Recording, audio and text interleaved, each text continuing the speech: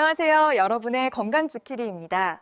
오늘도 좋은 하루 되시고 항상 건강하시길 응원합니다. 인류의 역사와 가장 오랫동안 함께해온 감미료를 꼽으라면 단연꿀을 떠올릴 것입니다. 황금빛 액체 속에 태양의 에너지를 품은 듯한 꿀은 단순히 혀끝을 즐겁게 하는 설탕의 대체제가 아닙니다. 고대 이집트에서는 미라의 방부 처리 과정에 사용될 만큼 강력한 살균력을 인정받았고, 그리스 신화에서는 신들의 음식 암브로시아에 꿀이 포함되어 불멸의 상징으로 여겨졌습니다. 인도의 전통 의학 아유르베다에서는 꿀을 약물의 효능을 조직 깊숙이 전달하는 요가바이, 즉 운반체로 활용했으며, 성경과 쿠란에서도 꿀은 풍요와 신의 은총을 상징하는 귀한 선물로 묘사됩니다. 이처럼 동서고금을 막론하고 꿀은 인류에게 단순한 식품을 넘어선 약이자 자연이 내린 선물로 신성시되어 왔습니다. 오늘날 현대과학은 꿀이 왜 그토록 오랫동안 인류의 사랑을 받아왔는지를 명확히 증명해줍니다. 꿀의 주성분은 약 80%를 차지하는 과당과 포도당입니다.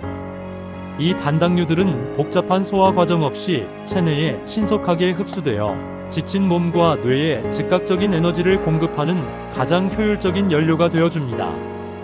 격렬한 운동 후나 피로가 몰려올 때 꿀물 한 잔이 마치 마법처럼 활력을 되찾아주는 것은 바로 이 때문입니다. 하지만 꿀의 진정한 가치는 단순히 빠른 에너지 공급원에만 머무르지 않습니다. 그 나머지 20%의 성분 속에 놀라운 비밀이 숨겨져 있습니다.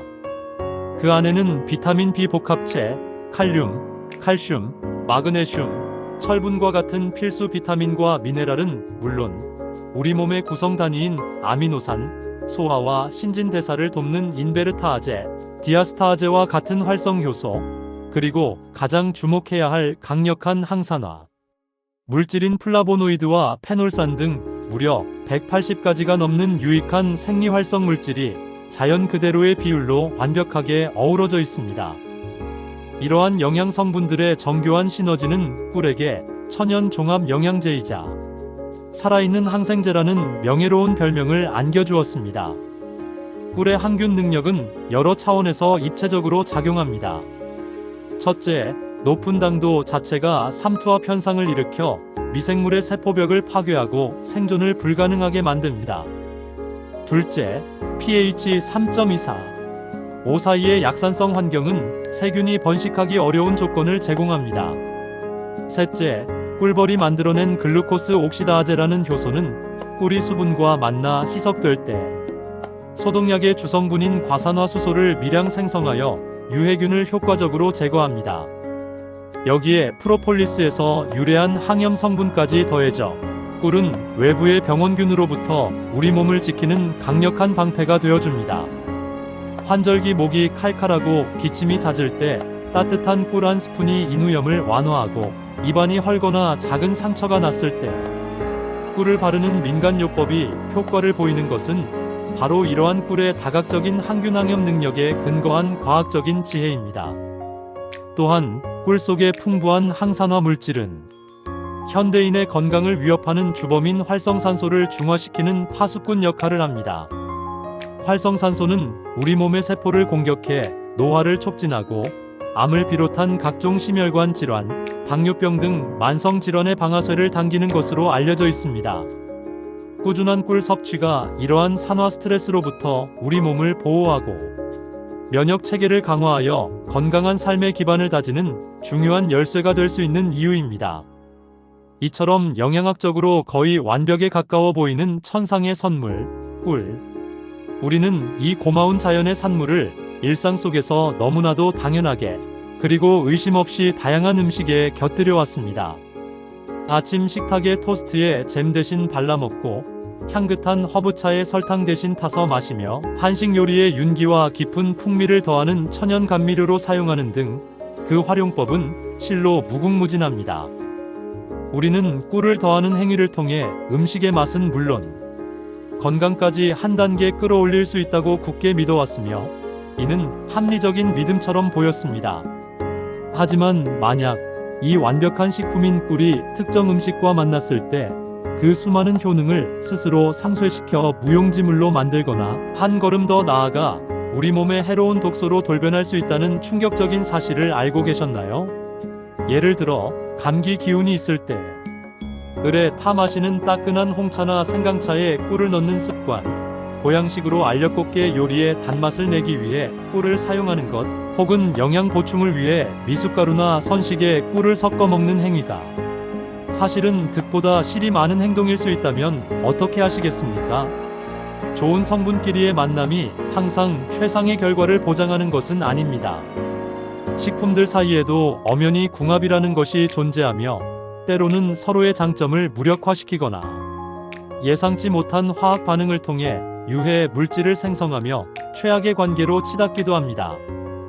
우리가 건강을 위해 무심코 행해왔던 음식 조합 속에 바로 그런 최악의 궁합이 독버섯처럼 숨어 있을 수 있습니다. 본 글에서는 이처럼 달콤한 유혹과 완벽한 영양이라는 화려한 명성 뒤에 가려진 꿀의 또 다른 얼굴, 그 까다롭고 위험한 이면을 낱낱이 파헤쳐 보고자 합니다. 오랜 세월 인류의 건강을 지켜온 천연 명약인 꿀을 가장 건강하고 지혜롭게 섭취하기 위해 우리는 반드시 알아야만 하고 또 피해야만 할 꿀과 최악의 조합에 대해 이야기하려 합니다. 과연 어떤 음식들이 꿀의 명성에 흠집을 내고 우리의 건강을 조용히 위협하고 있는지 그 놀랍고도 중요한 진실을 지금부터 하나씩 밝혀나가겠습니다. 그렇다면 과연 어떤 음식들이 꿀의 완벽한 명성에 오점을 남기는 것일까? 놀랍게도 그 첫 번째 주범은 우리가 건강을 위해 가장 흔하게 애용해온 방식 속에 교묘하게 숨어 있다. 바로 꿀과 뜨거운 차의 조합, 특히 우리가 즐겨 마시는 홍차와의 만남이다. 으슬으슬 감기 기운이 있거나 목이 칼칼할 때 우리는 을에 뜨거운 물이나 생강차, 홍차에 꿀을 한 스푼 가득 넣어 휘휘 저으며 위안을 삼는다. 꿀의 천연 항균 작용과 따뜻한 차의 온기가 만나면 면역력을 높여주고 감기쯤은 거뜬히 이겨낼 수 있을 것이라는 막연한 기대감 때문이다. 하지만 이 보편적인 습관이야말로 꿀이 가진 귀한 생명력을 스스로 파괴하여 무용지물로 만드는 가장 안타까운 행위나 다름없다. 꿀의 핵심적인 가치는 포도당과 과당이 주는 단순한 단맛에 있는 것이 결코 아니다. 그 진가는 바로 그 속에 살아 숨쉬는 수많은 활성 효소와 열의 약한 비타민들에 있다. 예를 들어 탄수화물 분해를 돕는 아밀라아제나 자당을 포도당과 과당으로 전환시키는 인베르타아제 같은 효소들은 우리 몸의 소화와 신진대사를 돕는 중요한 일꾼들이다. 문제는 이 귀한 성분들이 열에 매우 취약하여 보통 60도씨 이상의 고온에 노출되면 그 구조가 변형되어 활성을 완전히 잃어버린다는 점이다. 이는 비타민C나 비타민 B군과 같은 필수 영양소들 역시 마찬가지다. 즉, 김이 모락모락 피어오르는 펄펄 끓는 물에 꿀을 타는 순간 우리는 스스로 꿀의 약효를 거세하여 그저 향미가 조금 첨가된 설탕물과 다를 바 없는 단순 당분 덩어리로 전락시켜버리는 것이다. 영양소 파괴에서 그치면 그나마 다행일지 모른다. 더 큰 문제는 고온에 의해 하이드록시메틸 푸르푸랄이라는 유해 가능 물질이 생성될 수 있다는 점이다. HMF는 본래 당을 가열할 때 자연스럽게 발생하는 화합물로 사실상 대부분의 가공식품에 미량 포함되어 있다.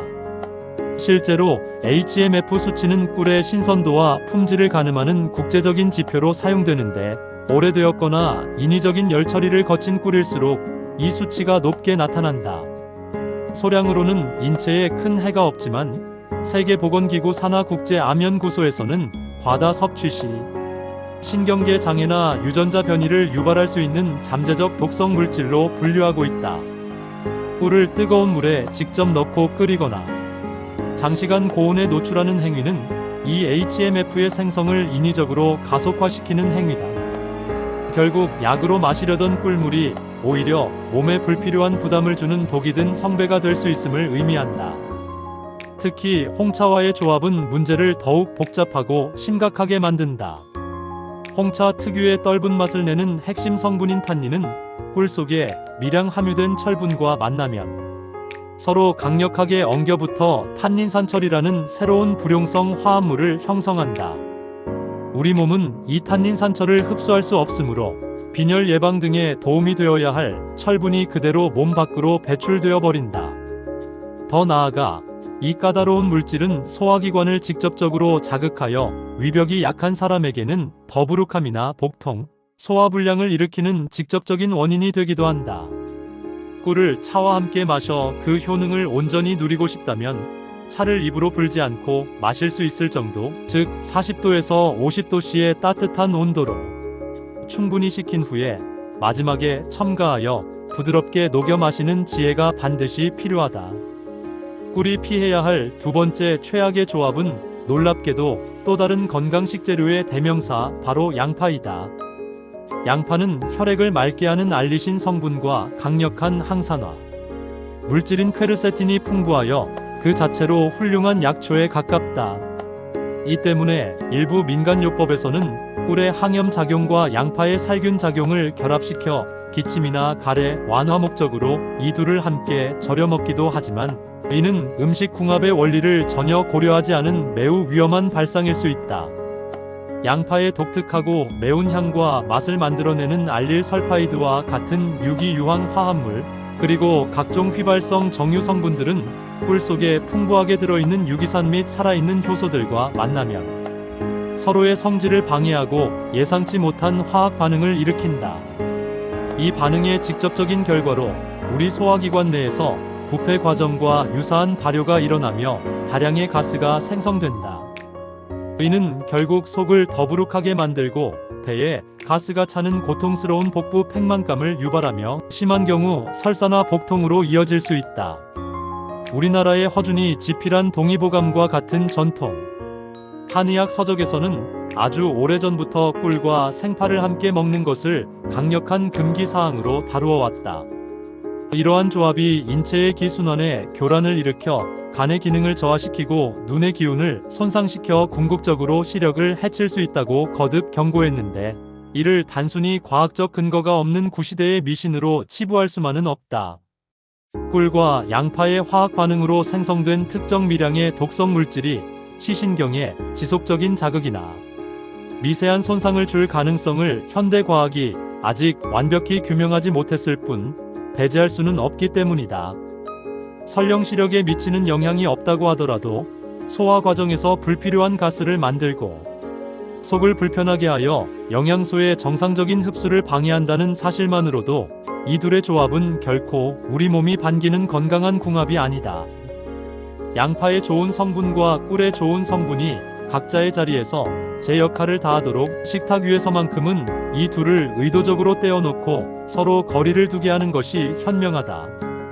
이처럼 우리가 건강 증진을 위해 무심코 시도했던 평범한 습관 속에 숨겨진 함정들은 생각보다 깊고 위험할 수 있다.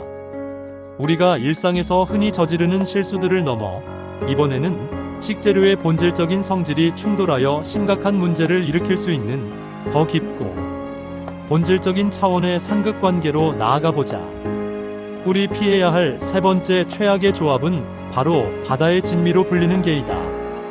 달콤 짭짤한 맛을 내는 간장게장이나 양념게장에 풍미를 더하기 위해 설탕 대신 꿀을 넣거나 구운 게 요리에 꿀을 살짝 발라 윤기를 내는 레시피를 종종 볼 수 있다. 각각의 재료가 가진 맛의 장점을 극대화하려는 시도이지만 전통의학과 영양학적 관점에서 볼 때 이는 우리 몸의 소화 시스템에 커다란 혼란과 부담을 주는 위험천만한 행위가 될 수 있다. 한의학에서는 모든 음식에 고유한 성질, 즉 한열의 기운이 있다고 본다.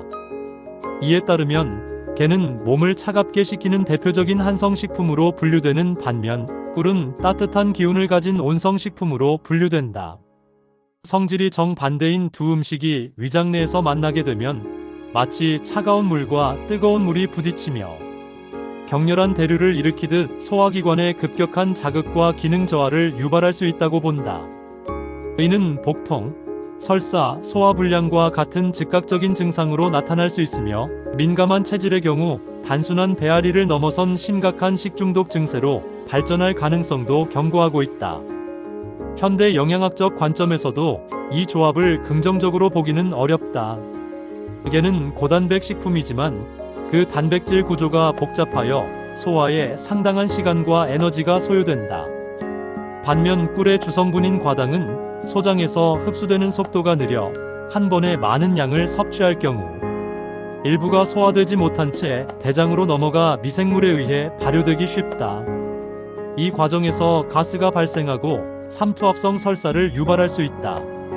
즉, 소화하기 까다로운 게살과 장내, 발효를 일으키기 쉬운 꿀이 만나면 우리 소화기관은 이중고를 겪게 되는 셈이다. 서로의 소화 과정을 방해하고 장내 환경을 악화시켜 유해균이 번식하기 좋은 조건을 만들어주는 최악의 시너지를 내는 것이다. 특히 신선도가 조금이라도 떨어진 해산물은 히스타민과 같은 부패성 아민을 생성할 수 있는데 소화 기능이 저하된 상태에서는 이러한 유해 물질의 해독 능력이 떨어져 알레르기 반응이나 식중독의 위험이 더욱 증폭될 수 있다. 맛의 조화를 위한 순간의 선택이 결국 우리 몸속에서는 격렬한 전쟁을 일으키는 도화선이 될 수 있음을 반드시 기억해야 한다. 우리가 일상에서 흔히 저지르는 실수들을 넘어 이번에는 식재료의 본질적인 성질이 충돌하여 심각한 문제를 일으킬 수 있는 더 깊고 본질적인 차원의 상극관계로 나아가 보자. 꿀이 피해야 할 세 번째 최악의 조합은 바로 바다의 진미로 불리는 게크레브이다. 달콤 짭짤한 맛을 내는 간장게장이나 양념게장에 풍미를 더하기 위해 설탕 대신 꿀을 넣거나 구운 게 요리에 꿀을 살짝 발라 윤기를 내는 레시피를 종종 볼 수 있다. 각각의 재료가 가진 맛의 장점을 극대화하려는 시도이지만 전통의학과 영양학적 관점에서 볼 때 이는 우리 몸의 소화 시스템에 커다란 혼란과 부담을 주는 위험천만한 행위가 될 수 있다. 한의학에서는 모든 음식에 고유한 성질, 즉 한열의 기운이 있다고 본다. 이에 따르면 게는 몸을 차갑게 식히는 대표적인 한성식품으로 분류되는 반면 꿀은 따뜻한 기운을 가진 온성식품으로 분류된다. 성질이 정반대인 두 음식이 위장 내에서 만나게 되면 마치 차가운 물과 뜨거운 물이 부딪히며 격렬한 대류를 일으키듯 소화기관의 급격한 자극과 기능 저하를 유발할 수 있다고 본다. 이는 복통, 설사, 소화불량과 같은 즉각적인 증상으로 나타날 수 있으며 민감한 체질의 경우 단순한 배앓이를 넘어선 심각한 식중독 증세로 발전할 가능성도 경고하고 있다. 현대 영양학적 관점에서도 이 조합을 긍정적으로 보기는 어렵다. 찌개는 고단백 식품이지만 그 단백질 구조가 복잡하여 소화에 상당한 시간과 에너지가 소요된다. 반면 꿀의 주성분인 과당은 소장에서 흡수되는 속도가 느려 한 번에 많은 양을 섭취할 경우 일부가 소화되지 못한 채 대장으로 넘어가 미생물에 의해 발효되기 쉽다. 이 과정에서 가스가 발생하고 삼투압성 설사를 유발할 수 있다. 즉, 소화하기 까다로운 게살과 장내, 발효를 일으키기 쉬운 꿀이 만나면 우리 소화기관은 이중고를 겪게 되는 셈이다.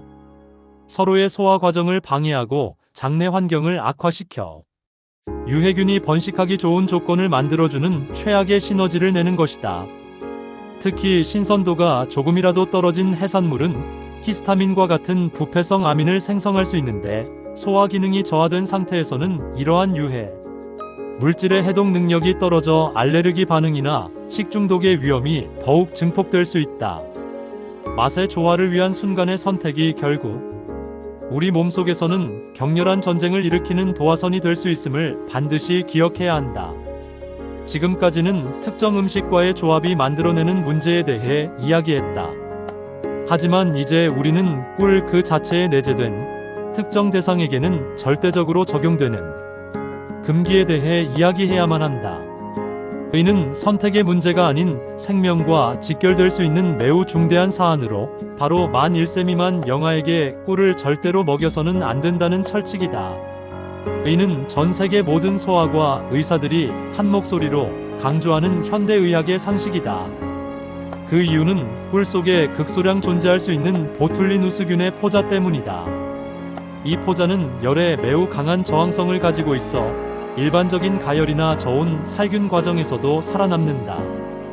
성인의 경우 장내 환경이 안정적이고 유익균이 많아 이 포자가 몸속에 들어오더라도 아무런 문제를 일으키지 않고 그대로 배출된다.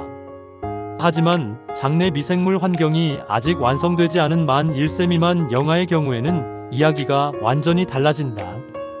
아기의 미성숙한 장 속으로 들어온 보툴리누스균 포자는 잠에서 깨어나 발아하고 증식하며 강력한 신경 독소를 만들어낸다. 이 독소가 아기의 신경계에 치명적인 영향을 미치는 질병이 바로 영아 보툴리누스증이다.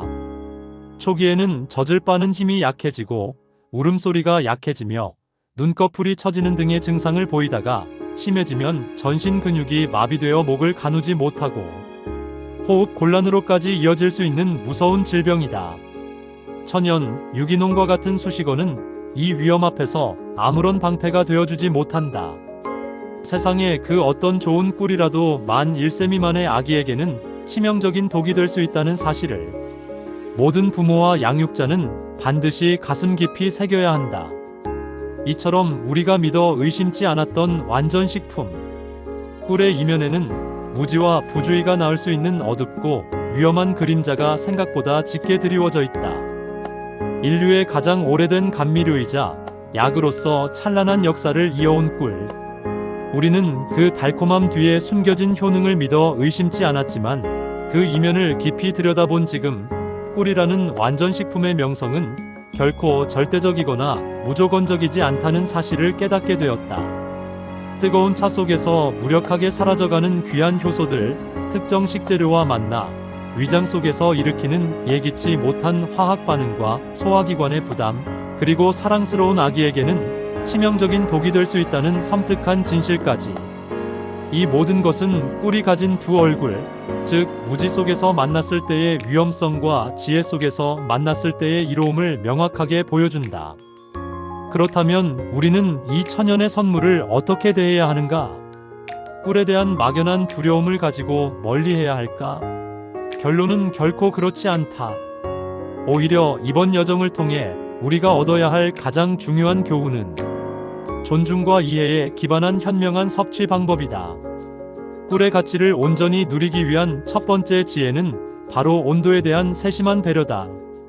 꿀에 담긴 생명력의 핵심인 효소와 비타민을 지키기 위해 펄펄 끓는 물이 아닌 손으로 만졌을 때 따스함이 기분 좋게 느껴지는 40도 C 내외의 미지근한 물에 타서 마시는 습관을 들이는 것.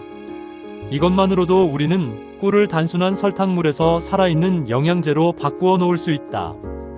두 번째 지혜는 조화, 즉 함께하는 음식에 대한 신중한 선택이다. 홍차의 탄닌, 양파의 유황 화합물, 깨의 차가운 성질처럼 꿀의 성분과 충돌하여 이로움은 반감시키고 해로움은 배가시키는 상극의 조합을 피하는 것이다. 이는 단순히 옛 의학 서적에 기록된 금기 사항을 맹목적으로 따르는 것이 아니라 각 식재료가 가진 고유한 성질을 이해하고 우리 몸의 소화 과정에 미치는 영향을 고려하는 과학적인 식습관의 연장선이다. 마지막으로 가장 중요한 지혜는 대상을 명확히 인지하는 것이다. 세상 그 어떤 귀한 음식이라도 모든 사람에게 이로운 것은 아니듯 꿀 역시 만 1세 미만의 영아에게는 절대적인 금기 식품임을 가슴 깊이 새겨야 한다. 이는 타협의 여지가 없는 생명의 원칙이며 꿀을 다루는 모든 이가 가져야 할 최소한의 책임감이다.